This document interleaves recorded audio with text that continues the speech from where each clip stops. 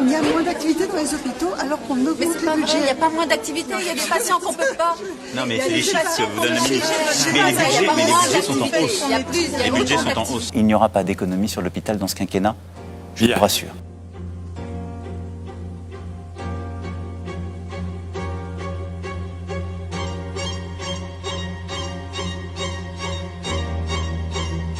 Le président de la Fédération hospitalière de France le dit, le ministère n'a pas pris la mesure.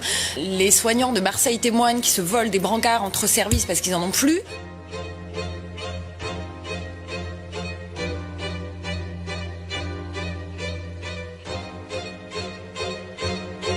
Le risque d'importation de cas depuis Wuhan est modéré.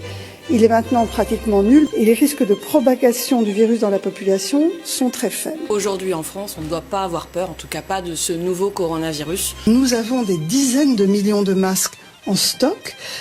En cas d'épidémie, ce sont des choses qui sont d'ores et déjà programmées. Eh bien moi je crois qu'il n'y a pas de raison de s'inquiéter outre mesure et qu'au fond, la meilleure manière de rassurer les gens, c'est de les informer tout simplement. Ce sont les Chinois qui manquent de masques et pas les Français. Absolument. Exactement. Moi je pense qu'avoir autorisé le match Lyon-Turin, c'est une bonne chose. Mais Sabrina, encore une fois, rassurez-vous, ce n'est qu'une grosse grippe pour l'instant. Personne n'a besoin de porter un masque si un médecin ne vous demande pas d'en porter un. Coronavirus n'égale pas mort. Là, le coronavirus, c'est une grippe.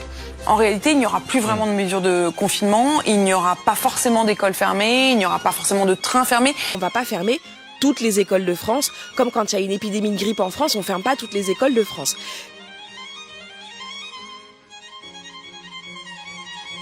Bon, c'est un virus de plus, c'est, comme on le dit souvent, c'est une forme de grippe. Est-ce qu'il est envisageable qu'on ferme toutes les écoles de France?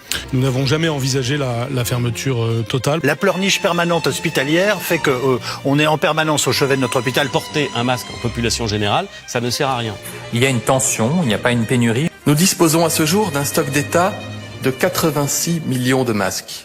Pourquoi est-ce que le président de la République n'est pas muni d'un masque? Mais tout simplement parce qu'il n'y a pas besoin d'un masque dès lors qu'on respecte la distance de protection vis-à-vis des autres. Le voilà, Emmanuel Macron qui met un masque. Face à l'épidémie, la confiance des Français envers l'exécutif est en chute libre. Dans l'EHPAD, il n'y a aucune protection, il n'y a pas de masque. Là, on m'a donné des sacs poubelles que j'ai demandé pour aller faire les visites. J'ai mis des sacs poubelles de salle de bain en chaussures et puis les charlottes de cuisine que l'école de ma fille m'a gentiment donné et du coup je fais la visite équipée comme ça. Je tiens à le dire à tous nos ministres, taisez-vous, vous êtes responsables de la casse du système public français, vous êtes tous responsables parce que c'est vous qui aviez les commandes, c'est vous qui aviez la bourse, vous avez du sang sur les mains, messieurs, dames, les ministres, alors taisez-vous, on ne veut plus vous entendre parce que ça devient insupportable de vous entendre.